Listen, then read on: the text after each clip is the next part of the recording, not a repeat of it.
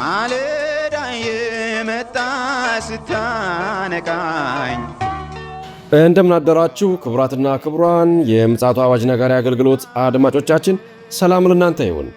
የማለዳ ቁርሳችንን አሁን ጀምረናል። አዘጋጅ እና አቅራቢ ፓስተር አለማየሁ ነሞ።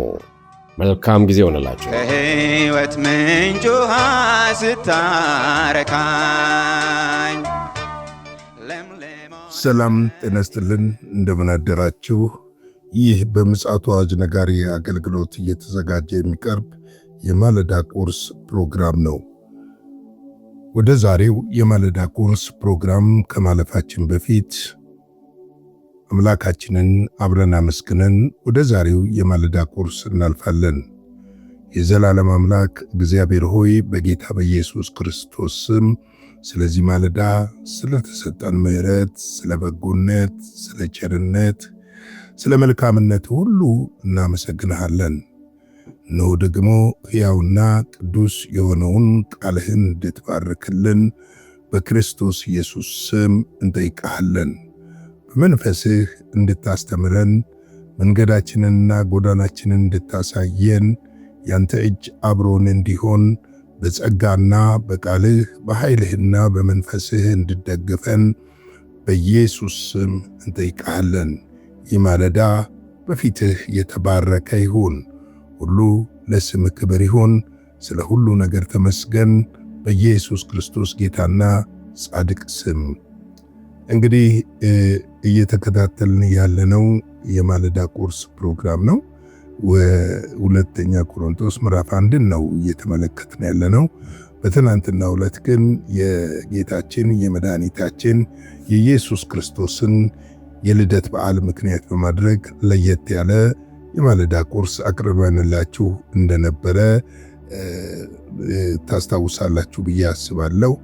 አማኑኤል የሚለውን እግዚአብሔር ከኛ ጋር መሆኑን የሚገልጽ ነገር ለእናንተ አቅርበን ነበረ።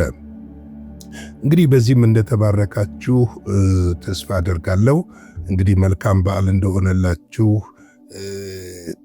በበዓሉ ደግሞ ምን ማድረግ እንዳለባችሁ የተረዳችሁ ይመስለኛል ብዬ አምናለሁ። ምክንያቱም በምድር የምንኖረው ለራሳችን ሳይሆን ለጌታ ነው። ጌታ ለኛ፣ እኛ ለጌታ እንኖራለን። ምክንያቱም መጽሐፍ የሚነግረን ይህንን እውነታ ስለሆነ፣ ይህ እውነታ ደግሞ በውስጣችን እያደገ ሲመጣ በመንፈሳዊ ሕይወታችን ብርቶች ብቻ መሆን ሳይሆን አሸናፊዎች ሆነን በነገሮች ሁሉ ላይ እንገለጣለን። ዓለም ለጌታም አልተገባችም፣ ለኛም የምትገባን አይደለችም። ምክንያቱም ዓለም በራሷ ዛቢያ ወይም በራሷ መንገድ የምትሽከረከር የኃጢአት መንደርና ከተማ እየሆነች መታለችና በዚህ በኃጢአተኛ ከተማና መንደር የጽድቅን ፀሐይ ያበራልን ክርስቶስን እኛም ደግሞ ብርሃናችንን በሰዎች ሁሉ ፊት ልናበራ እንደተጠራን ይገባናል ብዬ አምናለሁ። እንግዲህ ባለፈው ትላንት ወዲያ የተከታተልነው ቁጥር 5 ነበረ። የክርስቶስ ስቃይ በእኛ ላይ እንደበዛ እንዲሁ መጽናናታችን ደግሞ በክርስቶስ በኩል ምን ያደርጋል? ይበዛልናል። ሁልጊዜ ያጽናናናል፣ ሁልጊዜ ያበረታናል። የሚያጽናናን መንፈስ ደግሞ በውስጣችን ሰጥቶናል። ያ መንፈስ በእኛ ሕይወት ውስጥ በማናቸውም ሁኔታ ውስጥ እያበረታና እያጽናና እስከ ልጁ ኢየሱስ ክርስቶስ ምጽአት ድረስ እንደሚጠብቀን የታመነ እንደሆነ እንድናውቅ ያስፈልጋል። በዚህ ጉዳይ ላይ ዛሬም ቀጣዩን ክፍል ቁጥር 6ን እንመለከታለን። እንደዚህ ይላል፣ ዳሩ ግን መከራ ብንቀበል ስለ መጽናናታችሁና ስለ መዳናችሁ ነውና፣ ብንጽናናም እኛ ደግሞ የምንሰቃይበት በዚያ ስቃይ በመጽናናት ስለሚደረገ ስለ መጽናናታችሁ ነው ይላል።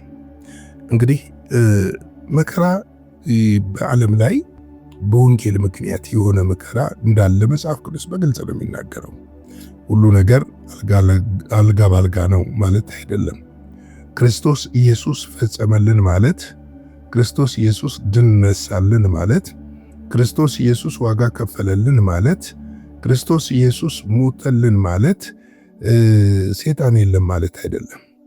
ይህ የክርስቶስ ኢየሱስ ወንጌል በዓለም ዙሪያ ሁሉ እንዳይሰፋ፣ ሰዎች ይህንን ወንጌል እንዳይሰሙ፣ ሰዎች ወደ ጨለማ እንዲሄዱ፣ ብርሃንን መልእክት እንዳይደርሳቸው ለማድረግ ሰይጣን አብዝቶ ይታገላል። እስቲ ተመልከቱ። በዓለም ላይ ስደት በሌሎች እምነት ላይ ሲመጣ አትመለከቱ። በዓለም ላይ የምትመለከቱት ብዙ ጊዜ ስደት የሚመጣው በጌታ በኢየሱስ ክርስቶስ አማኞች ላይ ነው። ምክንያቱም የክርስቶስ ኢየሱስን ወንጌል ባመን ጊዜ በእኛ ውስጥ የሚሰራው የእግዚአብሔር መንፈስ ስለሚኖር ያ መንፈስ በዚህ ዓለም ካለው ከጨለማው መንፈስ ጋር ህብረት ማድረግ ስለማይችል የጨለማው መንፈስ እኛን ሁልጊዜ ማሳደድ ይፈልጋል። ወይም ደግሞ በጎረቤት ሊሆን ይችላል፣ በጓደኞች ሊሆን ይችላል፣ በቤተሰቦች ሊሆን ይችላል፣ በሰዎች በኩል አርጎ መከራን በእኛ ላይ ሊጭንብን ይሞክራል። በዚህ ጊዜ ግን ያንን መከራ በምንቀበልበት ሰዓት መጽናናታችን ደግሞ እየበዛልን ይሄዳል ማለት ነው። እየጨመረ ይሄዳል ማለት ነው። መጽናናታችሁ ስለምንድን ነው የሚለን ጳውሎስ? ስለ መዳናችሁ ነው። መዳን ወገኖቼ አይቀልባችሁ። ብዙ ሰው መዳኑ ይቀልበታል። ክርስትና ሃይማኖት አይደለም። እኛ ሃይማኖት ተቀባዮችም አይደለንም፣ የሃይማኖት መሪዎችም ተከታዮችም አይደለንም። ምድር የሰጠን ስም ነው፣ የተቀበልነው ግን ህይወት ነው። ያደረግነው የህይወት ለውጥ ነው፣ የሃይማኖት ለውጥ አይደለም ያደረግነው። ጨለማ ነበር፣ ወደ ብርሃን መጣን። ሞተን ነበር፣ ሕያው አደረገን። ተመልከቱ፣ መዳንን አገኘን። ስለኛ መድኃኒት ሆኖ መጥቶ መዳናችንን አበሰረልን። መዳናችን ደግሞ የተገኘው በነፃ ሳይሆን ዝም ብሎ ሳይሆን ስለኛ የተከፈለ ዋጋ ስላለ ነው። ስለኛ የተከፈለ ዋጋ በመስቀል ላይ አለ። እግዚአብሔር ልጁን ሰው አድርጎ መላኩ ብቻ፣ መለኮት ሰው ሆኖ መምጣቱ ብቻ ትልቅ ዋጋ መክፈል ተከፍሏል። በዚህ በኩል ማንም እስቲ ሰውን በምድር ላይ ዝቅ ብለህ ኑር ወይም ደግሞ ዝቅ ብለህ ወረድ ብትለው ማንም ሰው ያንን አይፈልግም። ነገር ግን የጠፋውን የሰው ልጅ ሊፈልግና ሊያድን ኢየሱስ ክርስቶስ ዝቅ ብሎ መጣ። ፊልጵስዩስ 2ን ስታጠኑ በጣም የሚገርም ነገር ይናገራል። በሰው አምሳል ተገለጠ ይልና የባሪያን መልክ ያዘ ይላል። ሰው መሆን አንድ ነገር ነው፣ ባሪያ መሆን ደግሞ ሌላ ነገር ነው። ባሪያ ከሰው ያነሰ ማለት ነው፣ ስብዕና የሌለው። ሌላው ጌታ የሆነው የሚሸጠው፣ ፈለገ አሳልፎ የሚሰጠው፣ ሲፈልግ እግሩን፣ ሲፈልግ ጆሮውን፣ ሲፈልግ እጁን የሚቆርጠው፣ በአካሉ ላይ መብት የሌለው ማለት ነው። ለዚህ ነው እኮ ኢየሱስን ክርስቶስን ይሁዳ በ30 ዲናር የሸጠው፣ የባሪያን መልክ ይዞ ስለመጣ። ለምን ይዞ መጣ? እኛን ከባርነት፣ ከኃጢአት ባርነት፣ ከዓለም ባርነት፣ ከሲኦል ባርነት ነፃ ሊያወጣን ስለወደደ ነው የመጣው። ያንን ቤዛነት ያገኘነው በእርሱ በኩል ብቻ ነው። ስለዚህ ነው መጽናናታችሁ ስለ መዳናችሁ ነው ይላል። መከራም ደግሞ የምንቀበለው ስለ መዳናችን ነው። በዚህ ዘመን ሁሉ አልቋል፣ ሁሉ ተፈጽሟል፣ መከራ የለም፣ ችግር የለም፣ ኢንጆይ ነው የሚለው አስተምህሮ እሱ ሰይጣናዊ አስተምህሮ ነው። ምክንያቱም ሰይጣን ከእሱ ጋር ተስማምተህ ህብረት እንድታደርግና ከመዳንና ከንጥቀት እንድትጎል ሲፈልግ ይህንን መልእክት ይሰጥሃል። ተከፍሎልናል? አዎ ተከፍሎልናል። ምን ከፍለው ነገር የለም? ያው የለም። ስለተከፈለልን ኢየሱስ ክርስቶስን የሚወዱ ይወዱናል። ለኢየሱስ ክርስቶስ ክብር ያላቸውና ኢየሱስ ክርስቶስን የሚያከብሩ ያከብሩናል። ኢየሱስ ክርስቶስን የሚጠሉ ግን ያሳድዱናል። የኢየሱስ ክርስቶስ ደግሞ ጠላት ማን እንደሆነ ታውቃላችሁ ብዬ አስባለሁ። ምክንያቱም የኢየሱስ ክርስቶስ ጠላት ዲያብሎስ ነው። ዲያብሎስ ደግሞ የእግዚአብሔር ልጆችን መባረክ፣ መውጣት፣ መዳን፣ ማደግ አይፈልግም። ስለዚህ ምን ያደርጋል? ያሳድዳል። ስለዚህ ምን ያደርግልናል? መጽናናትን ይሰጠናል። ለዚህ እኮ ነው ኢየሱስ ክርስቶስ ራሱ ሲናገር ምን አለ? እኔ ብሄድ ይሻላል፣ አጽናኙን እልክላችኋለሁ፣ እርሱ ከእናንተ ጋር ይሆናል። እስከየት? እስከ ዓለም ፍጻሜ አጽናኙን እሰጣላችኋለሁ አለ። የሚያጽናናን የእግዚአብሔር መንፈስ ተሰጥቶናል። በዛ መጽናናት እኛ ደግሞ ሌሎችን እናጽናናለን። በዛ መጽናናት ደግሞ መከራችንን እንረሳዋለን። በዛ መጽናናት ደግሞ ችግሮቻችንን እንረሳቸዋለን። ምክንያቱም ያ መጽናናት ለዘላለም የሆነ በእኛ ውስጥ ያለ በምንም ነገር ውስጥ የሚያጽናናን ነው። ለዚህ ኮነ ጳውሎስ ሲገረፍ ግርፋቱን ረስቶ እንደገና ደግሞ ወደ ገረፉት ሰዎች ወንጌልን ለመስበክ የሚሄደው። ሞቷል ብለው በውጭ ሲጥሉት በውስጡ ያለው የመጽናናት መንፈስ ሕያው አድርጎት እንደገና ወደዛ ከተማ ገብቶ የሚሰብክበት ትልቁ ምስጢር ይሄ ነው። መጽናናታችን እኛ ውስጥ ስለሆነ ነው፣ ከኛ ጋር ስለሆነ ነው። ተመልከቱ፣ እውነተኛ መጽናናት በክርስቶስ ኢየሱስ ብቻ ያለ ነው።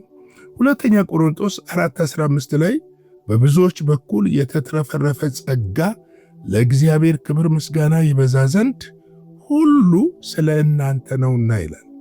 የተትረፈረፈ ምን ጸጋ የምናልፍበት ኃይል የሚሆነን ገብቷችኋል?